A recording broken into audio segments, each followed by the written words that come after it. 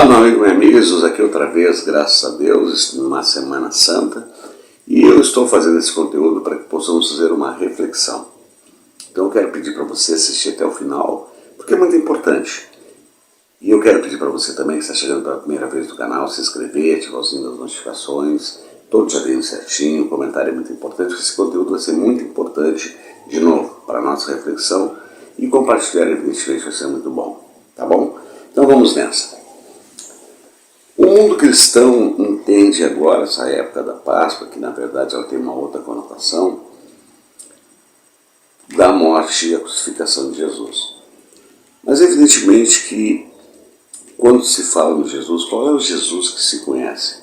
O Jesus do milagre, o Jesus que é da paciência, da mansidão, do amor e uma série de outros fatores.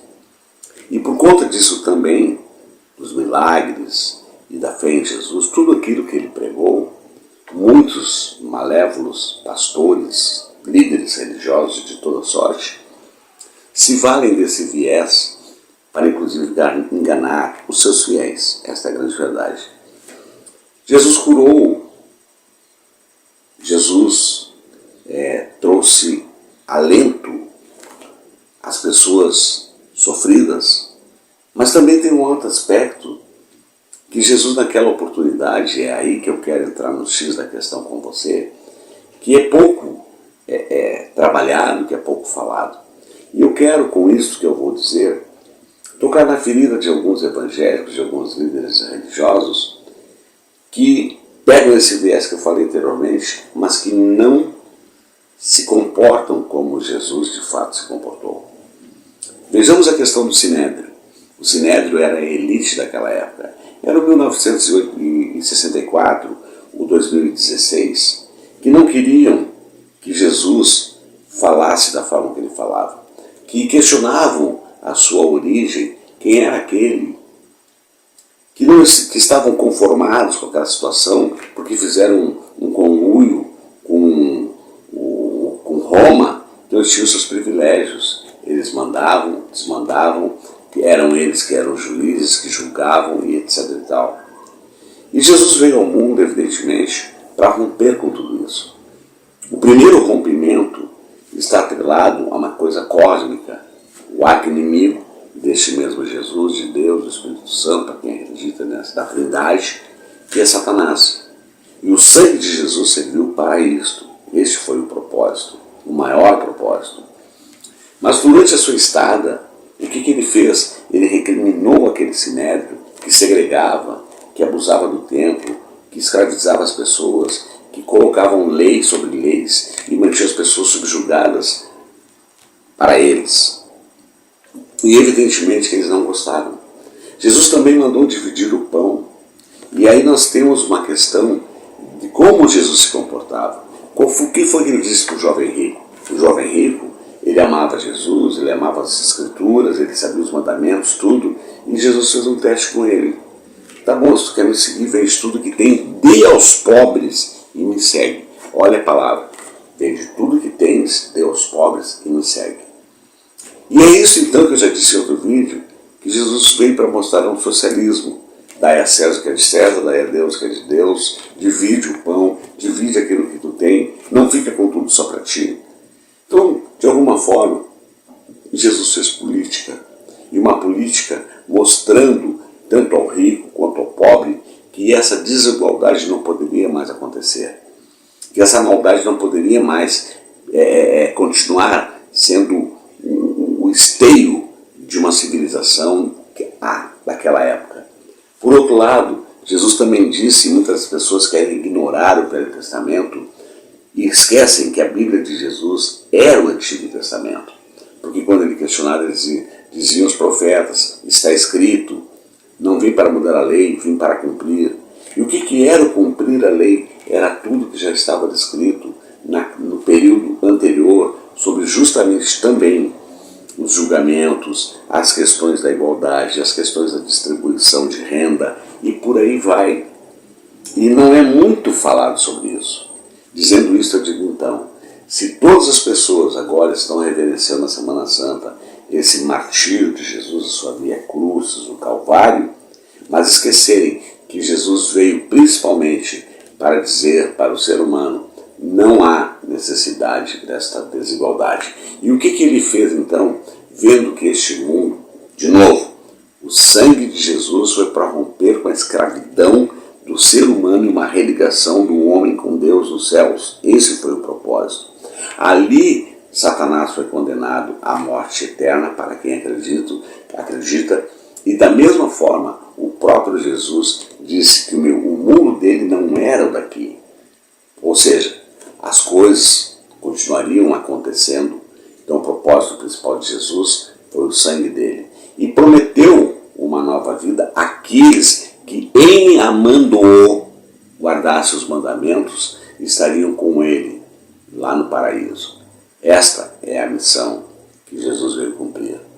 Veio pregar o futuro, mas pregando o futuro, ele deixou muito claro, inclusive naquela passagem: é mais fácil um camelo entrar pelo buraco de uma agulha do que um rico entrar no reino dos céus. O que significa isso? Significa que naquela época os muros e os portões eram mais baixos para evitar a invasão de outros povos, em guerras, em lutas.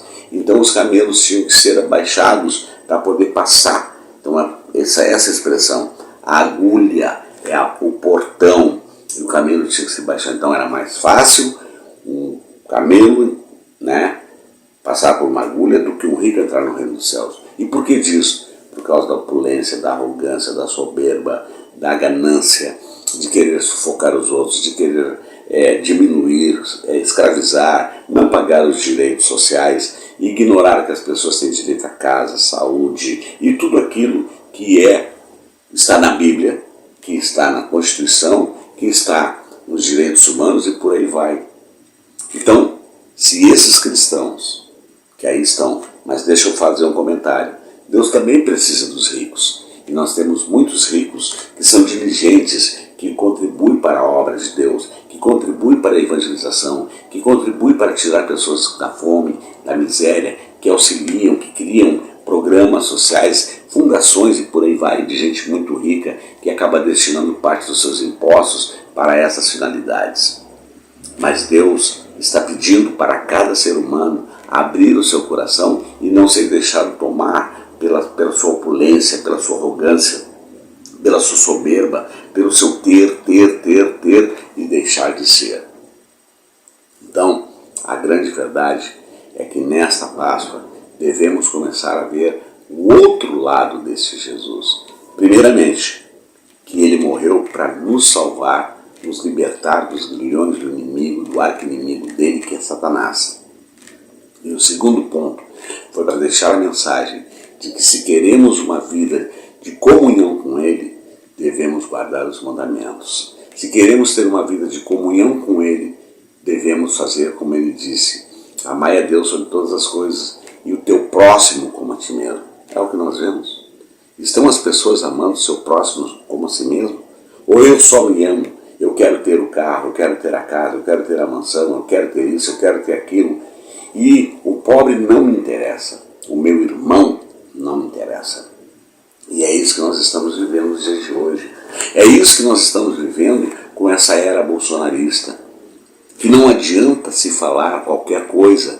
Agora, o minto deles está cada vez mais embretado com a justiça. Mas eles não querem saber. Eles não querem um governo que prima pelo social, que traz programas que vai beneficiar milhões e milhões de pessoas, ajudando o povo na sua autoestima, na sua reconstrução social, pessoal, familiar, por aí vai. E é essa a reflexão. Então todo aquele que é cristão deve ter esse Jesus, sim, do amor, da caridade, da benevolência, etc. e tal, mas também esse Jesus que veio dizer aos ricos, aos soberbos, aos saduceus, aos fariseus, que aquilo tudo estava errado. Aliás, a única passagem que Jesus se ira na história, na trajetória dele na terra, foi sobre os vendilhões do templo, que fizeram do templo um mercado. E é o que nós vemos nessas igrejas hoje, neopentecostais e por aí vai. Está tudo errado. Então é um momento para reflexão. Então eu quero desejar para você uma feliz Páscoa, livre do comércio, mas com a espiritualidade. Coloque Jesus na sua vida, nesses formatos que eu estou te dizendo. Um Jesus que veio para salvar, um Jesus que veio para corrigir, um Jesus que veio para orientar e um Jesus que veio para dizer: amai ao teu próximo como a ti mesmo. Dai aos pobres, divide o que tu tem. Porque ele era o rei, mas o tempo todo ele se comportou como um pobre. Aliás, ele nasceu numa manjedoura por força das circunstâncias, mas esse é outro tema, mas ele mostrou que ele não precisava de opulência para ser o rei. Você não precisa de opulência para ser o rei ou a rainha do seu lar, o filho, príncipe e por aí vai. Você precisa de amor no coração. E você precisa entender que se você sufocar o seu próximo, você está sufocando a você mesmo ali adiante. É onde aumenta a criminalidade, é onde aumenta a desigualdade social, é onde tudo fica desordenado. Portanto, Jesus disse: vamos equilibrar essa sociedade. E para terminar, eu quero dizer que o Lula está tentando fazer isso, equilibrar a sociedade, dar aos pobres o direito de ter e de ser, e tirar dos ricos para poder fazer isso. O problema é que os ricos não querem abrir mão. E o bolsonarismo, lamentavelmente, não entende de nada, apenas de que eles têm ódio nos seus corações e não reconhecem que uma sociedade justa é bom para todo mundo. Que Deus te abençoe, tenha uma feliz Páscoa e nós nos vemos depois da Páscoa com novos conteúdos, sempre debatendo e refletindo sobre os temas que cercam o nosso seio social, também espiritual, comportamental, porque aqui é um canal de opinião diversa, tá bom? É isso aí. Um beijo no teu coração e compartilhe esse vídeo. Fica com Deus.